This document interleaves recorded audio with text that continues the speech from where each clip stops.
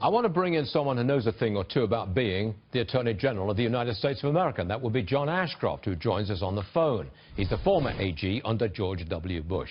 Mr. Attorney General, what do you think of these accusations that Jeff Sessions is essentially racist?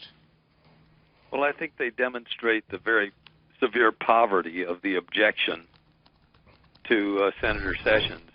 He is a person, these are false, first of all. They're misleading, they're false. It's the equivalent of a political drive-by assassination.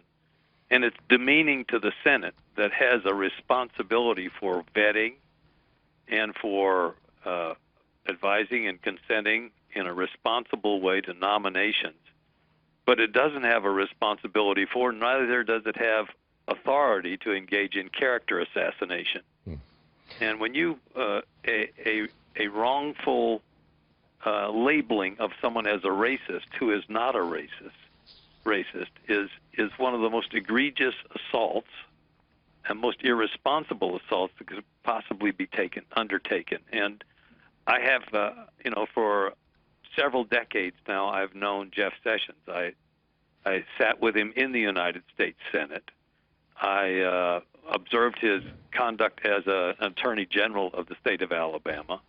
I know for 12 years prior to his Attorney Generalship in Alabama, he was the Justice Department prosecutor, and he prosecuted based on his what I would call DNA as a person who respects equity and fairness in the law.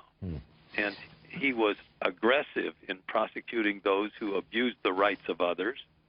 So he stood up for African-American individuals. He prosecuted those who abused them.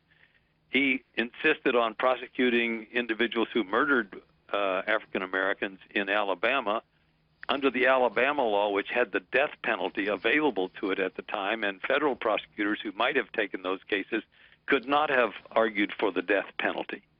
His insistence on equity and fairness is to be admired, and he deserves our commendation and gratitude. He does not deserve some sort of character assassination by people who don't have real substantive objections to his appointment and who would dredge up falsehoods, not even the truth. Mr. Attorney General, we want to thank you very much indeed for being on the program this morning. We had trouble with your studio, so we got you on the phone, and we appreciate you being with us.